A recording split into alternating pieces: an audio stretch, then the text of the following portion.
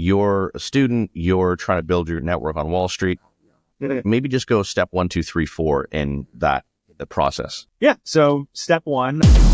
But is there a pretty clear route? You do these things, and your odds are really good. Yeah. Well, it's interesting because I think there is a formula.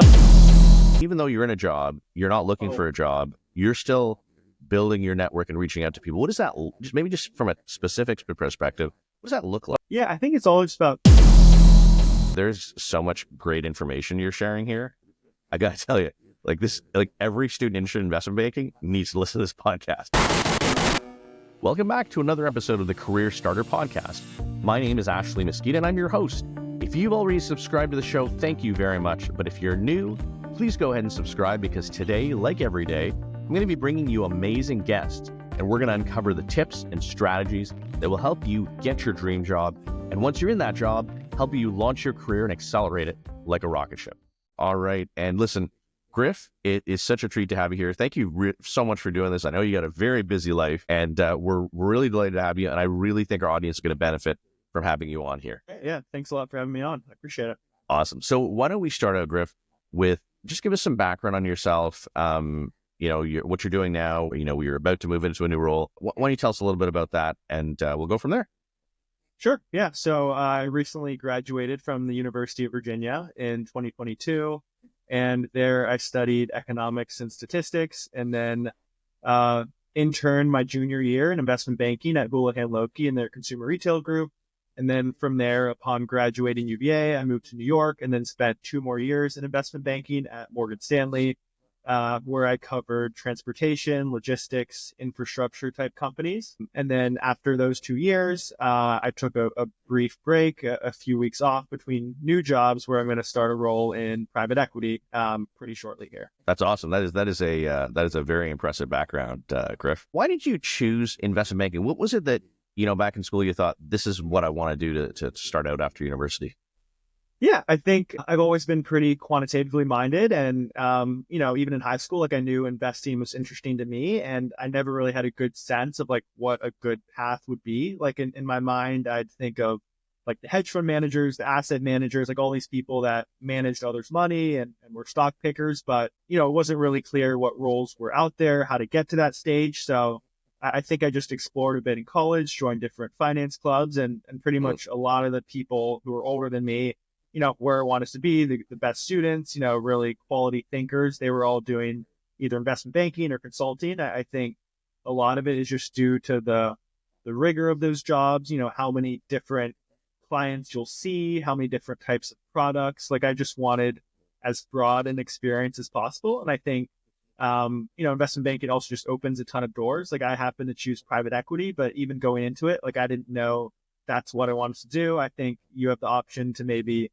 join a hedge fund, you could start your own business. You could, kind of go up the corporate ranks of an established business. I think that optionality was really appealing to me as I kind of figured out my career. And, I definitely think it's a good start for anyone who's interested in finance. I think one of the interesting things about iBanking too, and consulting as well, is the amount of years of compressed learning. I mean, this has been what I've always thought is you compress many years of learning into fewer years. And you're also far more often than you ever would be at an early stage in the room when decisions are made and you hear and understand how people make decisions. Was that consistent with your experience? Yeah. Oh, definitely. Yeah. I think, even if it's an associate or VP above you, they just have even that much more experience and learning off of them. But then once you get to the MDs and just hearing them talk to clients and kind of hearing how CEOs think about problems, just being not only in the room, but on Zoom calls, hearing how you pitch for business, hearing how you decide about acquisition targets, hearing how you go through the actual deal process are all, super quality experiences to have that you're not going to really get in most other jobs at such a young age. So that exposure, I think, is, definitely one of the most defining qualities. Terrific. Yeah. Let's shift gears now to your experience in your job search process. Okay. So let's start at a high level kind of thing. When you sort of look back on your job search process, what to you are the things that stood out that they worked well and things that maybe didn't work as well? Yeah, I think first off, it's the networking. I think that's just the biggest thing by far. And I think a misconception may be that you need to have all these quality connections in Wall Street, which I just don't think is the case. I think LinkedIn's such a powerful tool. If you go to any, school, any state school, it doesn't even have to be an Ivy League school. Like there's going to be a network of people at, the banks you want to go, whether it's investment banking, whether it's consulting or anything like that. And I think the first step is just reaching out to them on LinkedIn, getting their emails online, which is, usually a standard format, like first.last at morganstanley.com, for example. And, reaching out to 5-10 people each bank, maybe getting a couple hits, and just from there, building out your network of, junior analysts, and eventually they'll probably introduce you to more senior people, which kind of gets the ball rolling. But I think that's something I didn't know too much about before my recruiting process, but now it's just become a habit. Like I do it every time I look for a new role. Even when I'm not looking for a new role, it's still kind of nice to, randomly reach out to people in positions you want, because they'll be able to offer you insight, guidance, and kind of, move you along in the right direction. So that's the biggest thing I'd say. So many interesting things that I want to follow up on that one answer. Yeah. Let's start with, I got to start with this last one. So even though you're in a job, you're not looking for a job, you're still building your network and reaching out to people. What does that, just from a specific perspective, what does that look like? Yeah, I think it's all just about curiosity. Like I think when I was in college, like I knew banking was that next step, but beyond that, like a lot of people do private equity. Like that's probably maybe 75% of the exits from banking, but I still wasn't sold. Like I didn't know that's what I wanted to do. So for me, it was just about hearing all these different paths, because, some, like I said, will go to a startup. So hearing, the pros and cons of that. And, I've had people join startups who haven't liked it. I've had people who loved it. So I think for me, it's just about almost building data, not even just building the network, but also just my own personal database to make an informed decision about the next step. So that's kind of been my thought process. And then on top of that, it's just beneficial, because these are going to be people, interviewing you in those roles. They're going to be people sticking their neck out for you if they end up liking you. So I think it's kind of that dual purpose, and always something to just get in the habit of doing. And now taking that concept back to when you're a student. So you're a student, you're trying to build your network on Wall Street. Maybe just go step 1, 2, 3, 4 in the process. Yeah. So step one, I'd be just go to LinkedIn. I'd go to the search bar and look at, okay, I went to the University of Virginia. I'm interested in investment banking. Let's, make an Excel, make the top 15 banks. I'll start with Morgan Stanley. I'll go to LinkedIn. I'll be like, who went to Morgan Stanley? Who went to UVA? I'll do a search there. There'll be maybe 15 people, actually there'll probably be more since Morgan Stanley's so big. So you might have to parse through who's actually in investment banking, but you can search that as well. And I'll find 5 or 6 or 10 analysts there. I'll Google what's Morgan Stanley's email format. I'll get maybe 1 or 2 responses. Oftentimes it's pretty clear. Sometimes you'll have to shoot out a couple different emails. From there, maybe I'll get a few responses from the Morgan Stanley people. My email will be like, hey, I'm Griff. I went to UVA. I was in your ex club. I'm super interested in banking. Do you have 15 minutes to chat? Like I'll keep it super simple. Oftentimes they'll respond. We'll schedule a call. And then from there, I'll ask if they can connect me with anyone else at the firm, and just kind of build from there and do the same thing at, what other 10 banks I happen to be interested in. And to be clear, this is not someone you have any relationship with. This is like simply an alum at your school. Yeah. You're not like, they don't know you from Adam. They just know that you're an alum of that school. You're interested in that firm. Yeah, no connection at all. These are just random people see on LinkedIn that went to UVA, and half the time they're pretty happy to talk.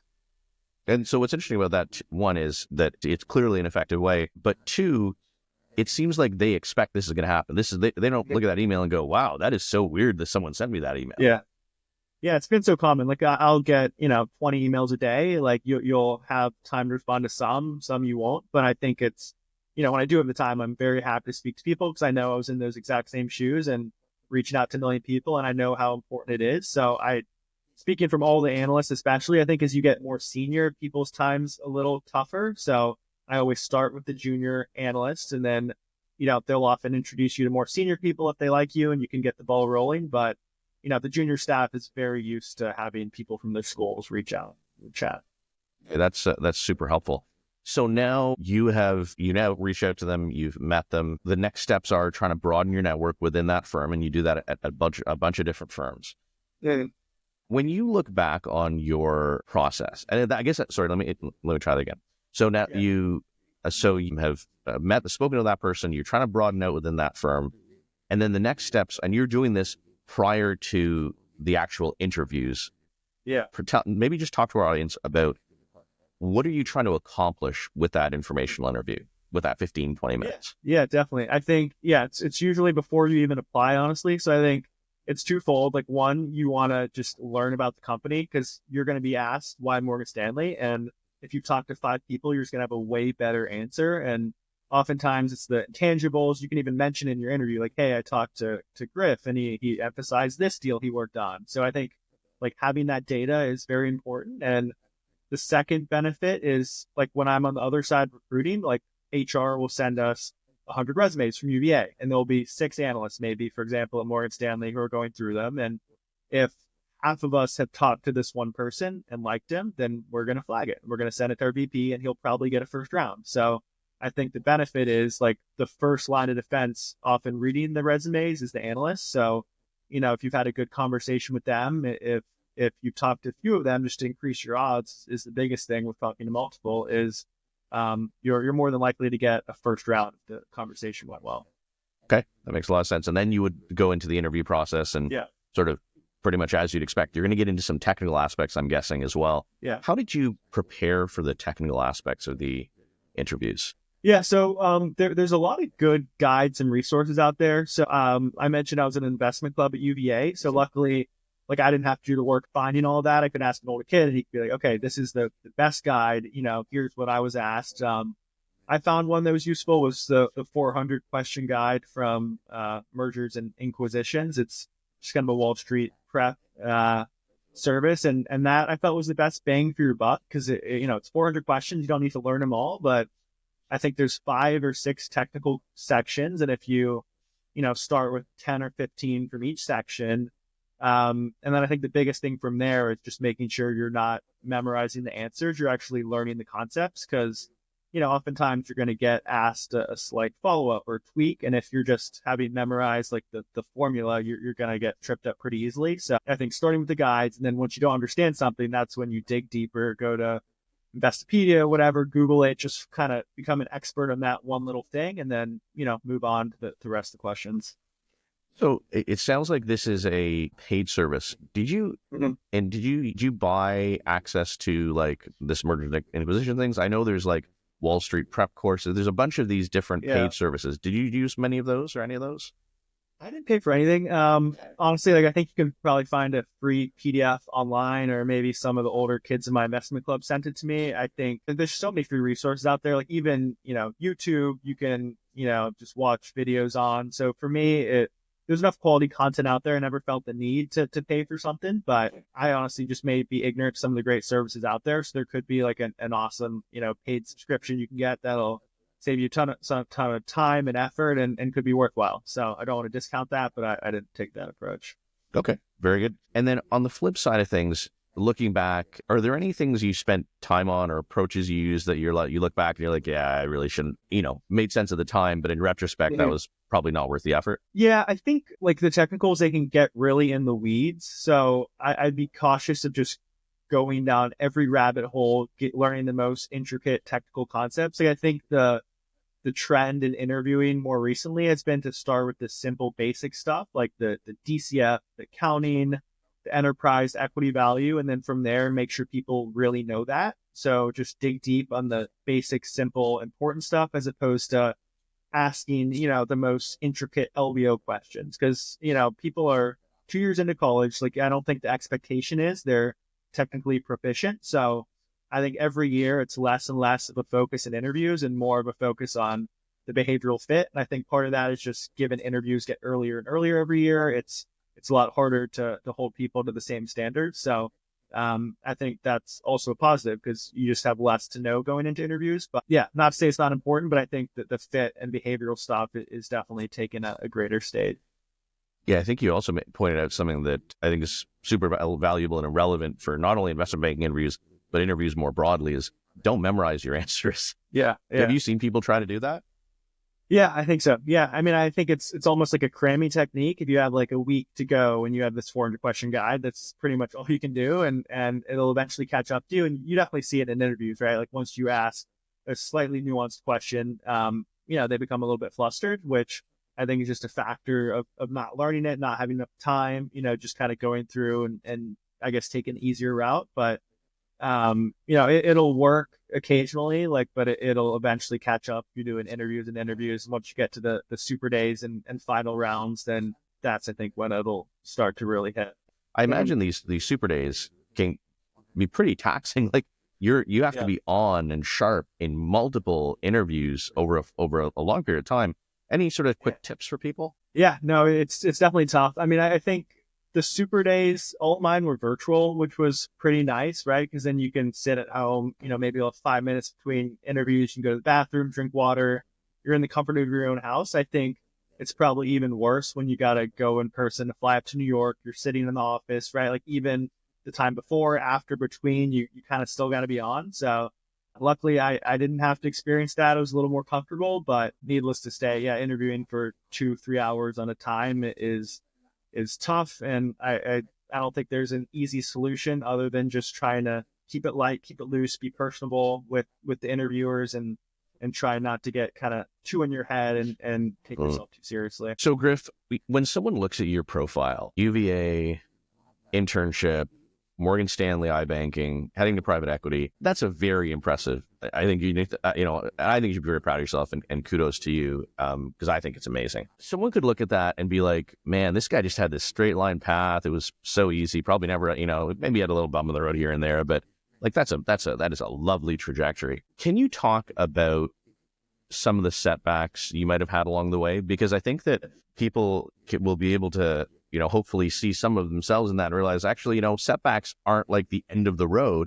You just got to kind of just find different ways to persevere through it. Can you maybe touch on that? Yeah, I think there was a couple big ones. I think the first was probably at UVA. There's a business program 2 years in, and I applied to that, and I didn't get in, which that was the big reason I went to UVA. It was a great finance program, and I felt like I was a really qualified candidate. So it was pretty frustrating, and for me, it felt like a very big setback because if I'm trying to do investment banking, right, like obviously they're going to ask me, oh, why aren't you in the business finance program? Like you're missing this big set of skills. But honestly, like I didn't find it as big a setback as I thought. Like I think, I took economics and statistics, both pretty quantitatively minded, but I think it just kind of forced me to learn all that other stuff people learned in the classroom outside of the classroom. So, I'll still get asked the same interview questions. Maybe I'll get grilled a little bit harder because they're like, okay, you don't have a finance background. Maybe we need to make sure you know your stuff. So, that was difficult. I think, in the end, though, nobody really asked me why you didn't do business finance. Like, I think you assume it'll be a common question, but I think as long as you have a pretty good answer of why you took a different route, people kind of appreciate the diversity and the different paths. So, there's people that are history majors, like English, like there's all kind of stuff in banking. And I think that's what makes it pretty cool and unique is that you have all these different ideas and ways of thinking. So that was something that felt like a big obstacle in the time, but in the end, it just kind of, I think, forced me to become a better candidate because I had to do a lot more outside of the classroom than within. Yeah, that's great. I mean, and I think that attitude of, this is a setback, but I'm just going to find ways to, overcome it. Like that's such a great attitude because it'd be easy to be like, oh, that's so unfair, and sort of throw your hands up. Yeah, it was almost like kind of like wanting to prove people wrong. So that was like, okay, like I want to show them I can still get into a good bank and kind of, prove them that, this isn't the end all be all. This doesn't kind of define you. Can you talk, if you don't mind, about your internship job search? Yeah, that was another tough one. I think generally, like I started it my sophomore year in the spring. I went to a finance trek in New York. So I came up, met all the different banks, kind of really learned what investment banking was. And that's when I decided I wanted to start applying. So from there, like February through November, I kind of had constant interviews, applications. A lot of my friends who were applying got their jobs in the spring, got their jobs in the summer. And that's kind of when things start to tail off and a lot of the spots, the classes are filled. So it was definitely a very long, tenuous, a little bit of a dejecting process, just given all my friends were accepting offers. I wasn't, I was interviewing a ton of places. It's not like I wasn't getting looks, but for some reason it wasn't working out. And I think at the end of the day, it just kind of came down to a numbers game. Like at Houlihan Lokey, which is where I ended up getting that internship. Like that was a place I interviewed at in the spring. It didn't work out. I interviewed at their Boston office for like a technology role that, I wasn't super interested in, but it was banking and I wanted to get into banking. I got to Super Day there, thought it went amazing, didn't get that. A week later, I got called back for New York. I think they must have just forgot I interviewed with them in the first place, but I got a first round and a Super Day. And for some reason or other, that time it worked out. And like I said, it was late November. So I was pretty much ready to accept the corporate development job and then try again full time or kind of just explore different paths. But, luckily I got one of the last spots there. And then from there, I had an awesome internship, awesome summer at Houlihan, and then moved on to Morgan Stanley. How did you keep sort of positive focused through that process? Because I think that can be a challenge for people when it. Yeah, I think it just kind of intrinsic confidence in yourself. Like I felt like I was prepared. I felt like I was a good candidate. So to me, it just felt like a matter of time. Like I didn't take it to a testament to my ability or my self-worth that I was getting rejected. I just know how competitive a process it is. I know how many thousands of people apply and get rejected. So I think you just got to have thick skin and take it all with a grain of salt and know, you could have a perfect interview, a perfect resume, and it still won't work out, which is frustrating, but also a little freeing in the fact that, you can do everything perfectly and still not get the result you want. So it's just really about keeping at it. There's a bunch of good banks, bunch of good spots. And eventually I do believe that if you just stick with it, it will work out. And it has for most people I've talked to.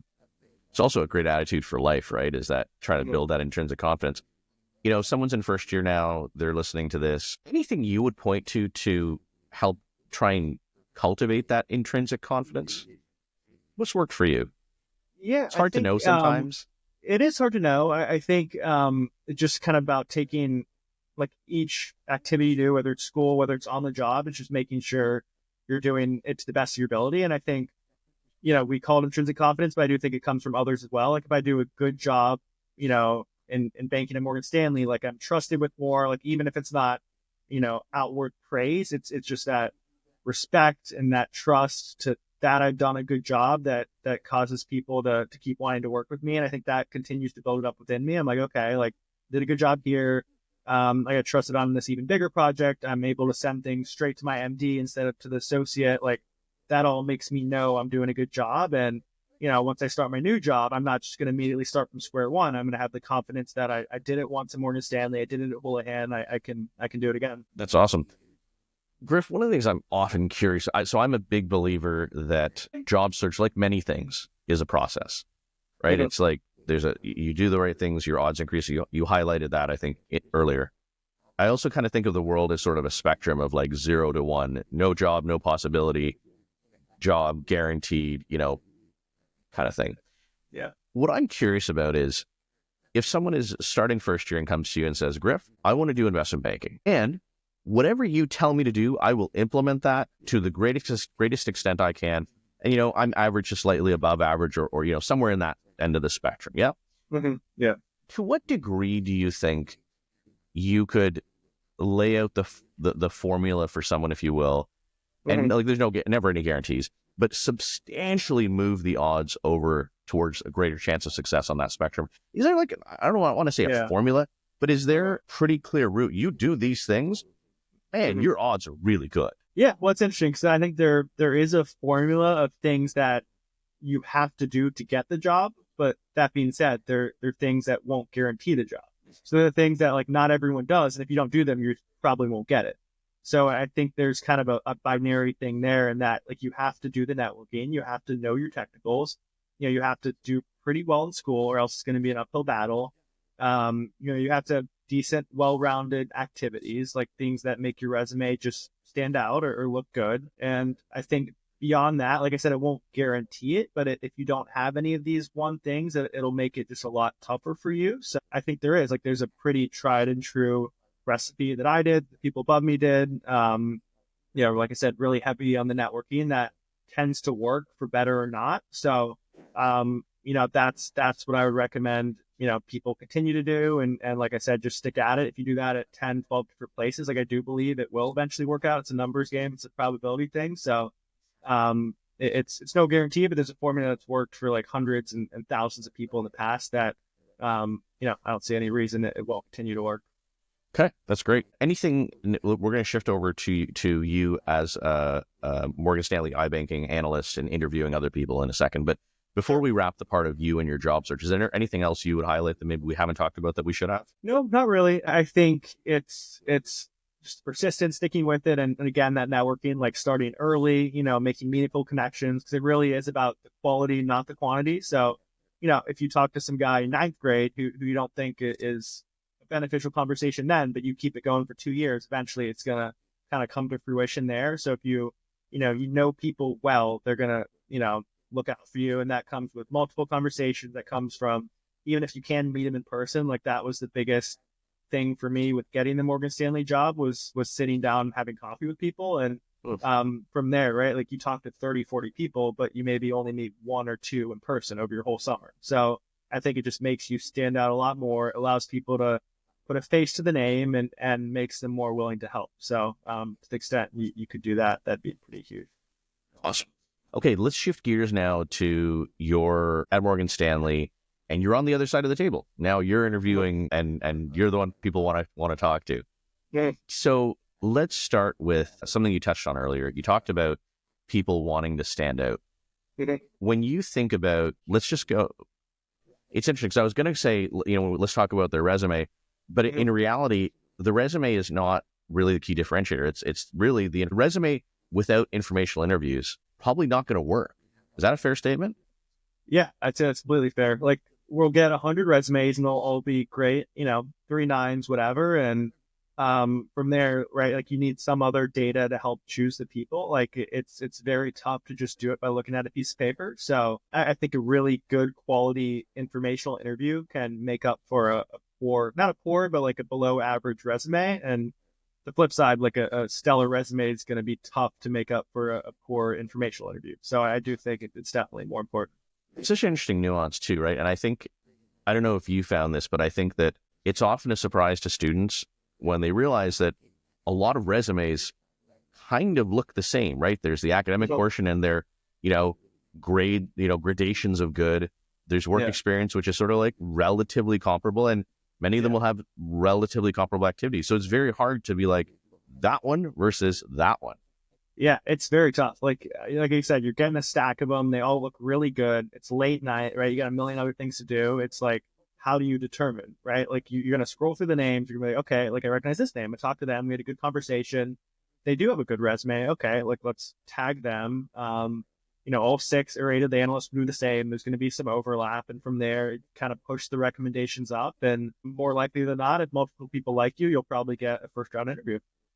Okay, so let's now talk about informational interviews. A bunch of different ways to approach this. Maybe let's try and start with what's like a good workman-like interview that you're not standing out and being like, you walk out of the room and go talk to your MD and is like, we just need to hire this person today. Like, forget everything else. We just got like that. Yeah. Let's get to that in a second. But a good, solid informational interview, what are the characteristics of that from you now on the other side of the table? Yeah, I think the biggest thing is just to be personable and normal. Like, remember, these are kids 2 years older than you. They're not like this old senior person at Morgan Stanley. Like, they're pretty much your age. They just graduated college. And I think it's just about getting to know them, making this pleasant for both of you. You want to get information out of it. You want to ask them good questions, but you don't want it to be a formulaic, kind of robotic, kind of go down a question list, because that's just very uncomfortable for both sides. And I don't think that's how either parties get the most out of it. So I think, asking about their experience at school, why they came to Morgan Stanley, why they did banking, and then just kind of pulling on a couple of those threads that are interesting to you, like make it a genuine conversation like you would with anyone else, and less of an interview. I think that's kind of that bar that I think stands out to me. And you'd be surprised. Like, a lot of them don't go like that. A lot of them are a little bit awkward, right? Like it's, the pause, the shuffling papers. Okay, now let's move on to this question that's completely unrelated to the one before. So, I think that's something to think about. And, probably an easier fix than trying to think of the most impressive, unique question. That's a tough thing to do. That's interesting. So it's the, maybe you have a few questions in mind to start with, but then like have a normal conversation with someone and follow up and say, wow, that's kind of interesting. Tell me more about that. Yeah. And like, I always had a list on my screen, like just in case. You don't want there to be like a moment where you're like, crap, like I don't know what to ask. But the less you rely on that, I think the better. And like I said, like if you have a couple good ones, then you should be able to flow that on to the next one and ask a follow-up based off of his response. So the more conversational, definitely the better. And did you notice difference in your very early informational interviews to your later ones? Did you find like that I think you're a very personable, really, really nice guy, nice, easy to talk to. Did you find you got better at them over time though? Yeah, I'd say night and day. Like that interviewing is never been one of my strong suits. I've never loved it. And I think really? It's these behavioral things are not a comfortable thing for a sophomore in college, like especially not for me. So it was never something I looked forward to. It was just a kind of a thing in my regimen. Like I'm going to do 3 calls this week. I'm going to do 3 calls every week. I'm going to track them. I'm going to keep in touch with them. It's just something like you just kind of had to do. And eventually it just became easier because you'll realize like most of the calls go pretty much the same on both ends of the spectrum because there are some good questions to ask. There are things you're interested in, and guarantee you another kid will be interested in the same thing. So it's not about reinventing the wheel. It's just about, being normal, nice, personable. And that definitely comes with practice. Like you'll do so many of them. And by the end of it, like it'll just seem easy. So it's definitely a repetition thing.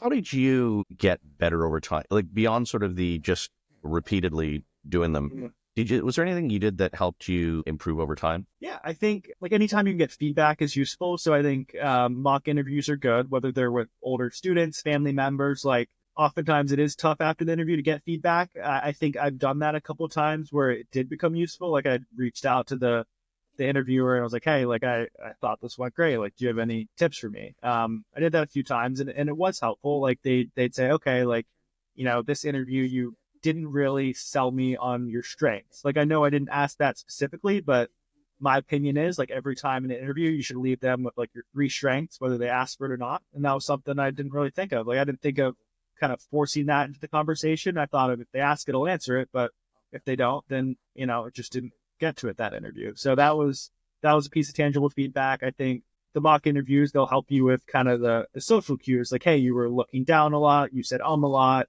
All these things that you may not pick up on and that you may not ever get from an interviewer as far as feedback, but your family will tell you, your friends will tell you. So apart from the repetitions, it's anytime you can seek out quality feedback would be a benefit. Did you ever record yourself? I'm a big believer in that because most people can, if they see themselves, they're like, oh my God, did I really do that? And then it's easier to fix because you're like, that does not look great. Yeah, definitely at the beginning. Yeah, definitely recorded myself. Even oftentimes like the first stage of interviews at these banks will be all recorded. So you won't even talk to the person. You'll get like they call it a high review. You'll get a couple questions. You'll have to record your response and then you'll watch it back. So that was kind of the first time I really saw myself recorded. And I was like, oh yeah, it's like, didn't do this great. Like maybe let's do this on my own time, not in an actual interview and kind of troubleshoot from there. But recording's huge, especially if you don't have, constant people to talk to. You could get those reps, every day if you have to. It's an interesting thing, it just jumps out at me as we're having this conversation. You put a lot of work into this process. This was not like I think I like to do investment banking and away you go. You put a lot of work into this process. Yeah, for better or worse, like you just kind of have to, and you have to know relatively early as well too. Like if you're not starting your sophomore year, it just becomes very difficult, which isn't exactly fair. But if you do want to do it, that's kind of when you got to start. And then from there, it just gets a little harder. Not to say it's impossible, but you got to continually put more and more work the later you delay it. So I would go in expecting it to be a lot of work, but if it's a career you want, like it's 100% worthwhile. Like I would go back and do it all exactly the same. Like I still think it was a very valuable start. Like I had awesome time and made a lot of great friends, like a lot of quality connections too. So without a doubt, it was worth it. And the flip side is you do all that work early and then you have your senior year to completely relax because you have a job. So it's not like you're consistently working. It's just, you're working before everyone else is. There's a little bit of a nuance, right? There's that in the job in investment banking, for sure, you're working awfully hard. It's legendary how hard people in investment banking work. And to some degree, if you're not willing to put that work in while you're in school in order to get to there, are you really going to be able to do it when you're there? Yeah, I think it just kind of weeds people out on its own without even trying to. So I agree. Yeah, it's a tough job, and you're going to be working hard. So the people who are okay with that, who are willing to put the work in ahead of time, are going to be the ones who end up getting the jobs and do a great job. So yeah, definitely. Yeah, that makes sense. Griff, let's talk about the interviews that have stood out to you over time. When you think about the interviews that you remember, what was it about the candidates that stands out? If there's a couple we can talk about, that'd be cool. What really stood out to me when doing some of these interviews was the candidates that, really did their homework ahead of time. They, had read a lot about Morgan Stanley. They'd read a lot about the markets. They were just really attuned to the questions they were asking, so they could really predict my responses and ask really quality follow-ups. And these were interviews that honestly kept me on my toes. That made me really think, like, okay, like, this guy's really challenging me. I want to think hard and give him a good response. And I think those kind of interviews that push you as the interviewer are the most rewarding, and they're the most impressive as well. Because like I said, I think that the bar is just to be personable, have a good, pleasant conversation. But if you really want to kind of overextend and impress the interviewer, I think it's just about really knowing the space and knowing, hey, I'm a transportation banker. Maybe like I'll read up a bit about freight transportation, so I come across as actually genuinely curious. And you don't need to grill the guy, but I think it comes across well if the person knows some of the terminology, they kind of know some of the companies, they just have a kind of a nuance about the questions that indicates they've done their homework ahead of time. So I've definitely had impressive interviews like that before, where I've immediately emailed my VP. I'm like, hey, this is a great candidate. When I have no hesitancy at all recommending him, I know he could crush a technical interview. I know he could crush a behavioral. And it's a very easy thing to me because it makes me look good, right? If he gets the job, if he does well in the interview, it shows well in me. So I think leaving your interviewer without any doubt in the mind, they can recommend you to their VP and look good, I think is the biggest kind of criteria you should try to get away with. I think you hit on something super important there that people so often forget, is that if you recommend the guy or the girl who you're talking to, it reflects on you. So if you send your VP a candidate who is a total dud because you missed something, it's going to look bad on you. But flip side is, if you send them someone good, then, people are like, okay, Griff knows what he's doing. Yeah. I mean, this was an interesting case in the fact that this guy did get a first round. He did get a super day, and he did get an offer, and he actually didn't even accept the offer. He ended up going to a different spot. We talked a ton throughout the process. Like, I said that was a great move for him. Like, I wasn't even pushing him to Morgan Stanley, but I think regardless, it still looked fine on me because he was such a quality candidate that, blew every interview out of the park and just knew his stuff. So I think even in that extreme case where he got the offer and didn't even accept, it still was kind of beneficial for everybody, just given he was such a good candidate and did his homework. Which makes it so important for students when they're doing these interviews to make it easy for you to recommend them. Yeah. Yeah, right? It's something maybe you don't think of, but yeah, it's the biggest thing. I make it as easy as possible because he wants to help you. Like, I want to help all the UVA kids or anyone who reaches out to me, I can. So to the extent you can just make that as flexible, as easy for them to kind of put your name forward, the better. If you could get every student who's interested in investment banking to do one thing, is there anything you see where you're like, stop doing this? Is there anything that you often run into like that? Yeah, I mean, it's a good question. I think, if they could do one thing, it really just would be the networking. Like, it would be the LinkedIn, the reaching out via email. Like, it's such a useful thing. And it's something that I think is just really counterintuitive for a lot of different professions. It seems weird to reach out to somebody, you don't know, randomly, just message some guy from UVA on LinkedIn, but it really is beneficial. Like, I've met some really quality people there that I still kind of keep in touch with, and there's no downside at all. You could do a bunch of emails. Sometimes they don't respond. You don't take it personally. Like, everyone's busy, but if you could only do one thing, if you didn't study one technical, if you didn't prepare for one interview, but you made that your thing, I was going to talk to 10 people a week and really get to know them, like, you would have a better shot than most. Because it just really is the people driven business. Like, when I'm working on teams, I want to work with people I like. It's not that challenging a job, and that you can learn it all in 2 years pretty easily. But, the people that struggle are the ones who can't manage or work themselves in a team. Like they can't work well with different types of people. So that's, I think, what you suss out in these behavioral interviews. How do you stay in touch with people? One of the things I often will be asked by students is, so I emailed Griff, we had a chat. It's, January or February of sophomore year. Yeah. But the interviews don't start for a little while. Yeah. And I'm sure Griff talks to lots of people, and I don't want to get forgotten. How do you recommend students stay in touch with people? Yeah, I think that's very important, because you don't want to go through all the work of making these connections and then just kind of letting them, fester or go away. So I think you should, maybe general rule of thumb, like maybe reach out every month, every, 5-6 weeks, just so you're kind of at the top of their inbox. And that could be, you could reach out for another call. So you could chat every once in a while. It could be a quicker call second time around. I would also reach out if, maybe you read something interesting. Maybe you see a cool article that has to do with their space. Send that to them. I would reach out when you apply, when you're thinking about applying, like all these things, just to kind of keep a constant touch point. Because it is about, like, how many times do I see their name in my inbox? Like, if you had a positive conversation and I see you email me a month later, like, I'm going to definitely respond. I'm going to definitely offer to chat again. So I wouldn't be hesitant. Like, if you think you're just bothering people, like maybe if you reach out 3 times and they don't respond, maybe take the hint. But I wouldn't feel worried about reaching out a month or a month and a half later just to catch up or touch on some topic that interests you. Griff, I think you had something so interesting there. Have you ever heard anybody talk about, man, I'm so annoyed that these students are emailing me?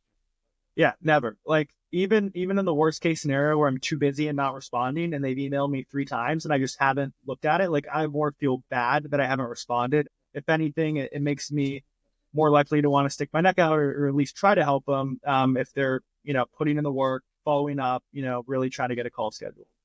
Dude, there's so much great information you're sharing here. I got to tell you, every student interested in investment banking needs to listen to this podcast, because it is so valuable. Yeah, no, I appreciate it. Like, I think, I feel like it's very tried and true. Like, I've heard it a lot, I've said it a lot, but I hope it is valuable to people who maybe, haven't talked to anyone in the space, because it is good to keep a few things in mind that just tend to work. I think there's something so important too. You touched on earlier about starting early, because when you're putting in the reps early in almost anything, you're really improving very rapidly. And like, version 1 of you versus, the final version of you is very different. And the earlier you can do that, the better. But also the length of this getting into this process early and understanding it makes such a huge difference, it sounds like. Oh, it definitely does. Like, I think I would have done even better if I started it early. I think it's just so difficult. It's because it's like, how do you expect a first year in college to know what they're going to want to do, or somebody in high school? So I think the industry expectations of recruiting so early make it very difficult on the candidate. But, to the extent you do know, or the extent you can get prepared earlier, yeah, definitely better. Even, reading up on the different banks. Like, before my sophomore year, I didn't really know what investment banking was. I didn't know what the 15 best banks were. So I think just having that data too, so when you do start recruiting, you can hit the ground running. You know who to email, who to, what banks are the ones that fit the best for you. Because even within banking, there's whole different categories of big bulge bracket banks. There's smaller boutique banks. So I think, there's a different fit for everybody. So I think that also comes from the informational interviews, just learning, what kind of culture you must align with. Well, there's so much gold in here, but one of the things you just mentioned, which I think is so interesting, and I would bet is missed all the time. And that is, like, there are the bulge bracket banks, but there are so many others. Yeah. Yeah. There's there's banks like Centerview, Evercore, Lazard that are top banks, even comparable to Goldman Sachs, but you never would have heard of them if you're not in banking. And your uncle probably hasn't heard of them either, but that doesn't mean they're not a tremendous spot to go work. So I think, part of the value of the bulge bracket banks is the name recognition, and helping you in careers outside of finance. But for example, like recruiting in private equity, like a Goldman Sachs or Morgan Stanley isn't really that much better than an Evercore or Centerview, which I think is a nuance that you can think of. Like, if I'm going to stay in finance, like, maybe I can do a boutique that's a great bank. But maybe if I want to go, join a startup or some corporate place in New Mexico, maybe it would be valuable to have a Goldman or a Morgan Stanley on your resume. So I think there's so many different nuances, not even just the name recognition. There's the work-life balance, there's the size of your teams, there's the industry focus that you just have to think about. And the earlier you get to that decision, the more targeted you can be in your outreach and in your interview process. It's something you touched on earlier too, but tell me why you want to work at Morgan Stanley, for example. Yeah. The answer of, I talked to this person, I like the culture in this group or at the firm, and I thought the work they do is really interesting, is very different than I'm looking for an investment banking job. Oh, it's very different. And I think I mentioned there's differences in bulge bracket and boutique, but don't get me wrong. I had an answer for why boutique was perfect for me, why Evercore was perfect for me. And I also had an answer for why Morgan Stanley was perfect. So I think it's fine to know the benefits of each and kind of tailor your responses. But yeah, I think you need to have a different response for each bank. Definitely a different response for those bulges versus boutiques. And, the only way to get a good response is by talking to 5 people at each bank. And it's a perfectly legitimate thing too, right? Because it's legitimate to say, I'm super excited about working here because of these reasons. And it's also legitimate to say, I'm really excited to work here for these reasons. Yeah, I don't think it's bad at all. I think there are very tangible pros and cons of each. And the biggest thing is you just have to cast the wide nets. You got to apply to all of them, and some will work out, some won't. But, any of these spots would be an awesome place to start your career. So, it really doesn't matter. You can be picky, but they're all so great that you're going to end up in a good spot regardless of where you go. And that's where it comes, and that's where it comes back to what you said earlier about doing the informational interviews with a bunch of people at each place, so you can understand what those nuances are and be able to articulate them back in an interview. Definitely, yeah, because otherwise you'll never know. You'll maybe discount certain places, and you won't fully understand their business model because even within the bulges, there's a very different business model. Morgan Stanley is very focused on wealth management. So I think it's just different ways you think about a business versus Bank of America, who has a massive balance sheet. And for that reason, they lend a lot to their clients, which wins them a lot of business. So I think there's just very intricacies that, you can know from talking to people that you might not read online because, banks are very complex organizations that have a million arms and the different strengths and weaknesses. So the more times you can get people on the phone to hear those out, the better. Let's wrap this section with just one more question. When you think in totality of people coming to you, wanting to work in investment banking, wanting to work at Morgan Stanley, is there anything we haven't talked about, any advice you would give them? And we'll probably hit on a couple of quick actionable things at the end, but is there anything else before we wrap up the section that you would highlight to them? Again, no, I think it's mainly just, Morgan Stanley, everyone there is well-rounded. So, you have to be able to talk to someone, you have to be able to get a drink with them, but you also have to be pretty smart. So I think that's what I've loved about it. It's that there's people that'll challenge me, but also people I really consider as friends. So I think that's kind of why I ended up at Morgan Stanley. That's why it was the top of my list through the summer recruiting and the full-time recruiting. So I think the more conviction you can get with that kind of statement, the better. And again, those come from those informational interviews, so you can know what bank's best fit for you and target them the most, and keep in touch with them even if you end up at a different bank. So you never know when it'll come back around. Awesome. Let's wrap with this last quick section here on succeeding in the job. One of the things I think, this podcast is about helping students get their dream job and then launch their careers like a rocket ship. And so when you think about that, and when you think about starting working as an investment banking analyst at Morgan Stanley, what surprised you most about the job, positively and negatively? Yeah, I think what surprised me most about the job at Morgan Stanley was just how team-oriented it was. I felt before I came into banking, I felt like I worked pretty well on my own. I was fine in teams, but that wasn't a differentiator for me at all. But I think, every deal you'll be on with an associate, a VP, an MD, or some senior banker, and you'll work on 3, 4, 5 deals at once. So you'll be working with maybe 20 people at once. So pretty much in my group, which is 20 to 30 people at Morgan Stanley, that's pretty much all the team you're working with at one time in different capacities. So there's a million different personalities you have to work with. Some people are very abrasive. Some people are very abrupt. Some people are very laissez-faire. They let you do your own thing, and you just kind of got to get it done and get it to them. So I think that the people that struggle the most are the people that aren't good at managing different personalities. So I felt like I was a bit of a chameleon in that I could work with different types of people. I could kind of adjust my personality accordingly, like not adjust it in big ways, but just kind of, work with different styles of people, which I think benefited me a lot. And I think people who aren't able to do that create a lot of rifts within the team. And that's been the biggest issues for people who haven't had success at the job. Interesting.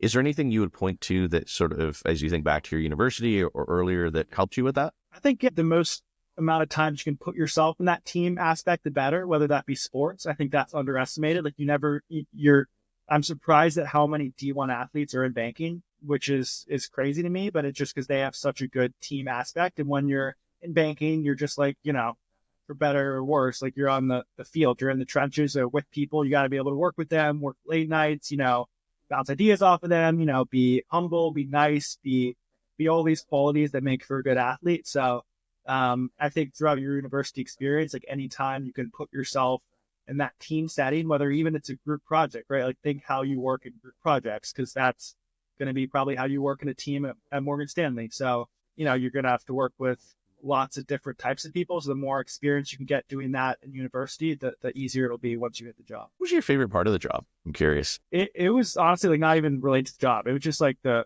friendships and the camaraderie. Like we had a group of 20 people, 20 to 30 people, 10 analysts. And it just made coming to work like kind of fun. Like I didn't dread going to work every day. Like we would eat lunch together, we'd hang out in the bullpen, we'd go get drinks together. And I think that varies bank by bank, but it is a cool aspect of banking, and that there's a lot of junior people your age that you got to hang out with. And I think it's a fun way to start a career. You're bouncing ideas off of them. It's not, at least in my group, it wasn't ultra competitive, and that I didn't feel like we were stepping on each other's toes to achieve a higher bonus, which I think helped everyone's overall experience. So, that's the thing I'll miss the most, that I still, connect with a bunch of these people. I'm going to, a couple of their weddings this year. So I think you do make close friendships there that you should, value a lot when you think of the whole experience. Awesome. On the flip side of that, what was, I don't know, least favorite part of the job? What, if you could wave a magic wand and change about the job, anything you'd point to? Yeah, I think, my least favorite part about the job, a lot of people know the hard hours, like how often you'll be working the late nights. I don't think that's the worst part. I think the worst part's the unpredictability. Like if I know I'm going to have a brutal week, I'm going to buckle down, I'm going to work hard, I'm going to get it done.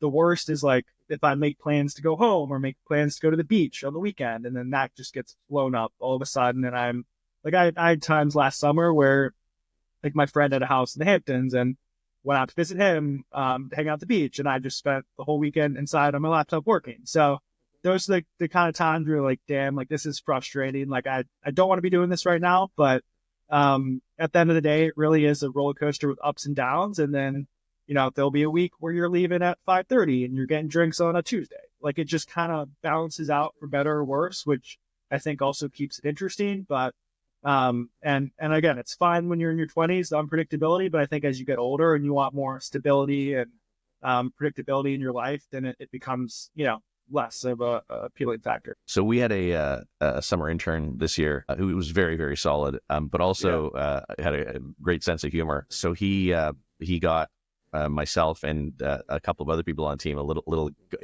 he actually gave us a going away gift, funny enough. Okay. And the one he gave me was this mug that there's a keyboard shortcut for that, because I tell my team, use the keyboard shortcuts. It gets the work done faster. You save more time. It's, blah, blah, blah. Apparently I say that a lot, it turns out. When you actually first came across that in my summer investment banking internship years and years ago, is that a thing? Like back then, the associate who I was working with said, I know you're here for the summer, so I'm not going to give you the full treatment, but normally I would take away your mouse and make you do everything on the keyboard to really force you to develop all of the skills on the keyboard and all the shortcuts. Do people, I don't know if people go that extreme, but is that still incredibly important, being like a master of Excel and a master of shortcuts?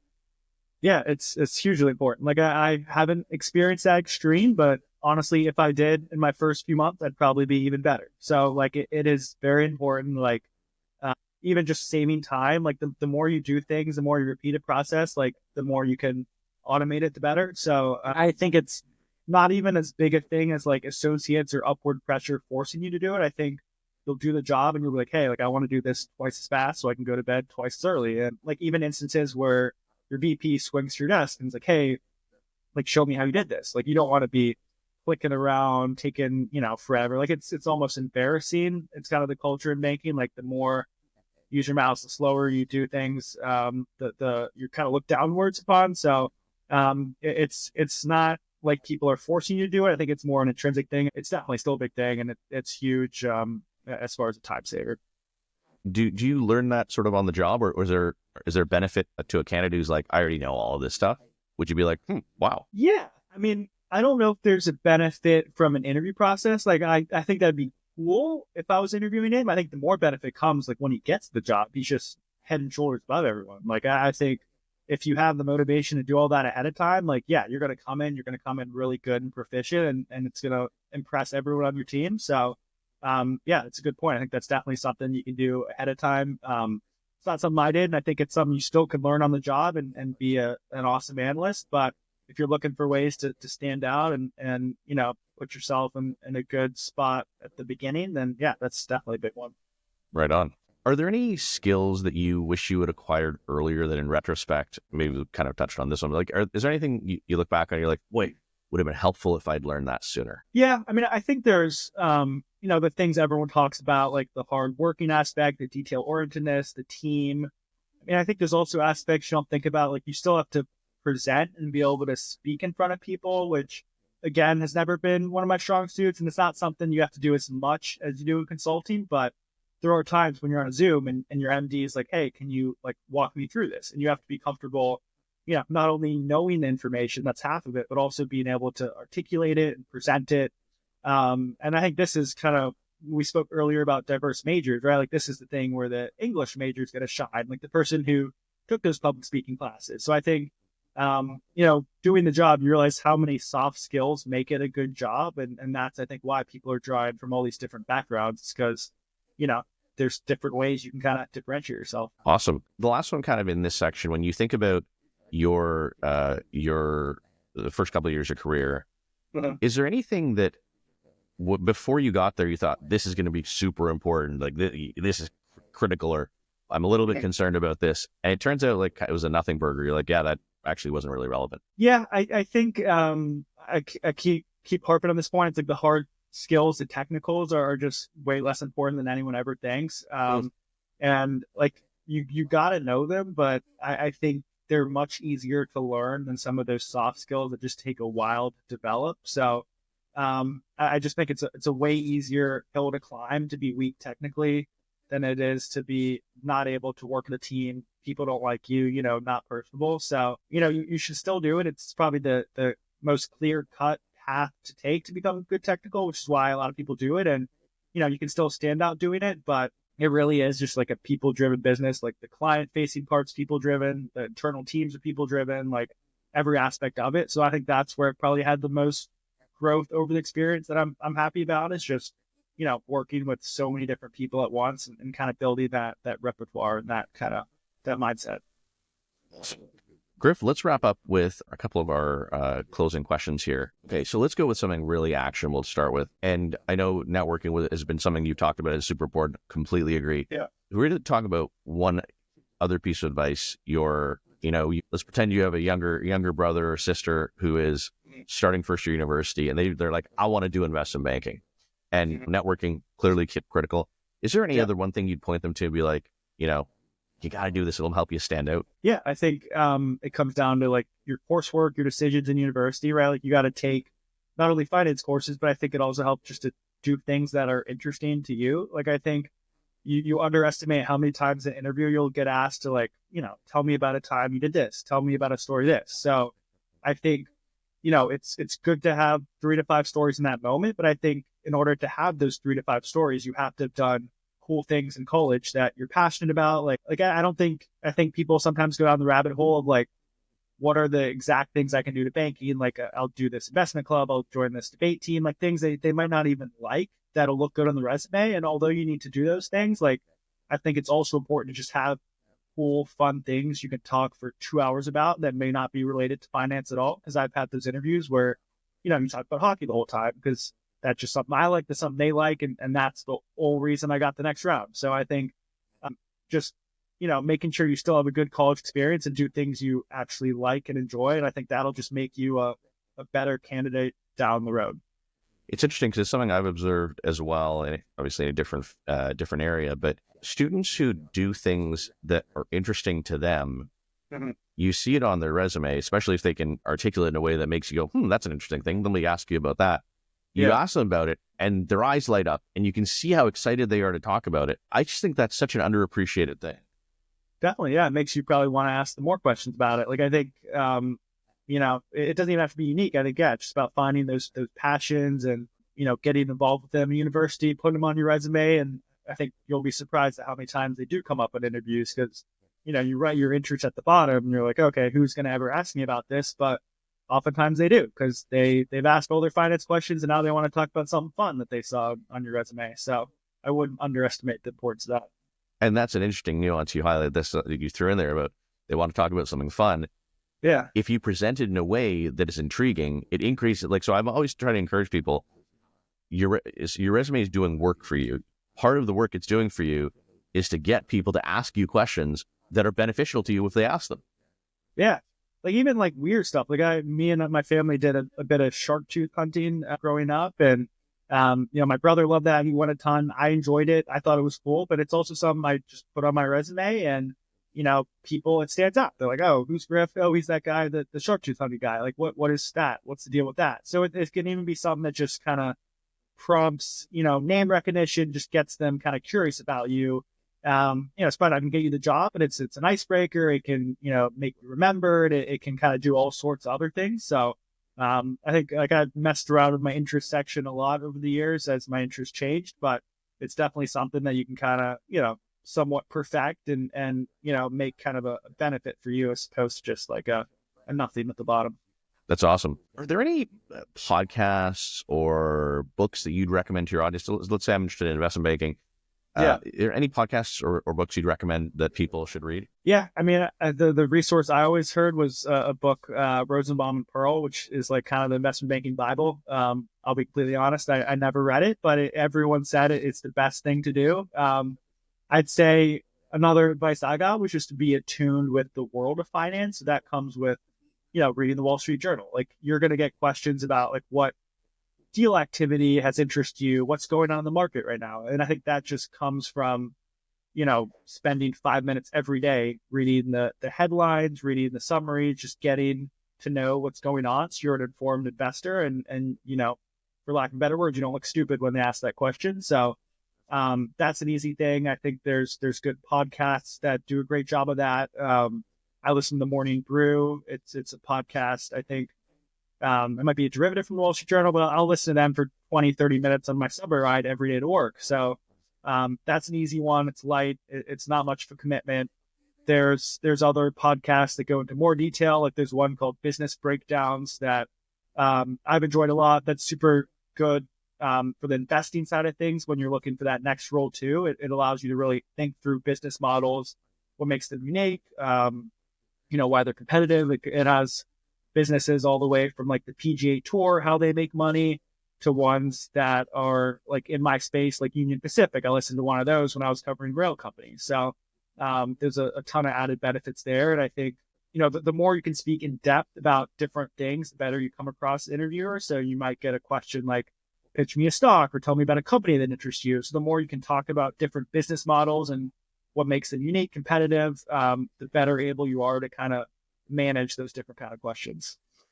So I want to dive into that just briefly because you triggered a thought for me. If you're coming into one of these interviews, you probably ought to be able to talk with some at least basic understanding of a couple of industries. Is that a fair statement? Will people, would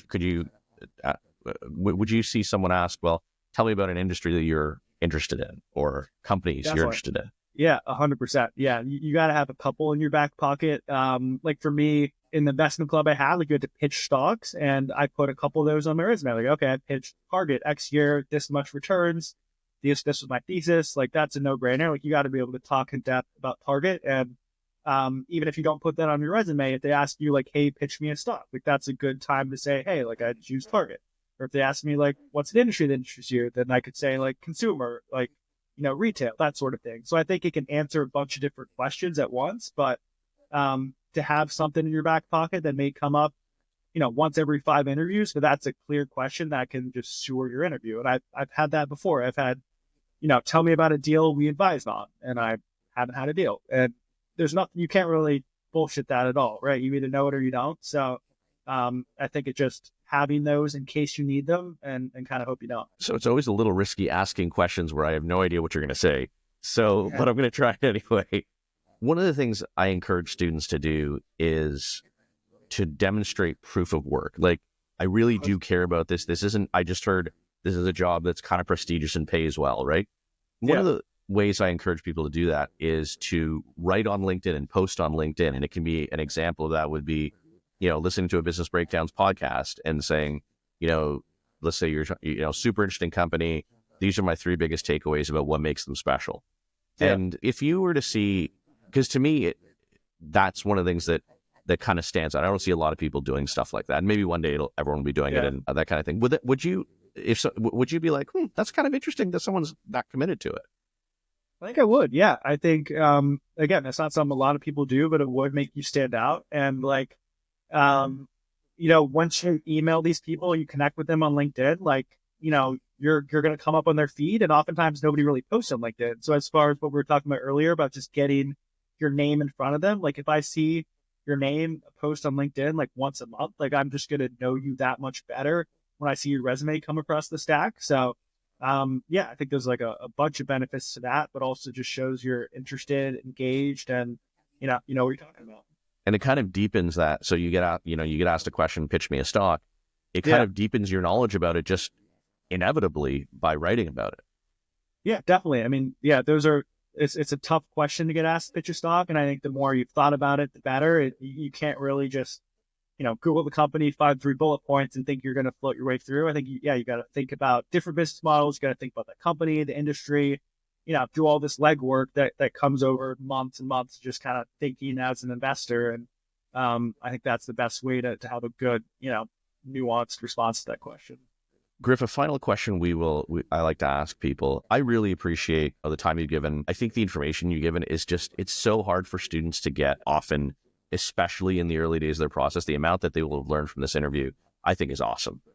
But what I'd love to do is is there anything we can do for you? So when you think of it doesn't have to be a huge thing, but is there if there's a problem you'd like to solve, if there's something you could wave a magic wand and fix, is there anything that jumps out at you that I or the audience can do for you? Yeah. I mean, I'd have to think about it better. I could probably get you a better answer, but I think, what you're doing with just the accessibility of kind of getting this information out there is good. Like, I think, there's lots of misconceptions about the industry. People think it's super tough to get into, super daunting. You need to have all these connections. So I think the more, you and others can do about getting rid of that stereotype and just letting people know, it's like, you don't have to know anybody. You don't have to go to an Ivy League. You can just kind of do well in school. You can just do what interests you and just reach out to a bunch of people to talk to. Like, I think that'll just get more different types of people applying who might have been dissuaded in the past. So, I think anything just to make it as open a process as possible is good. Like, a lot of this information I'm talking about, I didn't know when I was applying. So I think that benefits all to have an open, transparent process. There's no surprises. What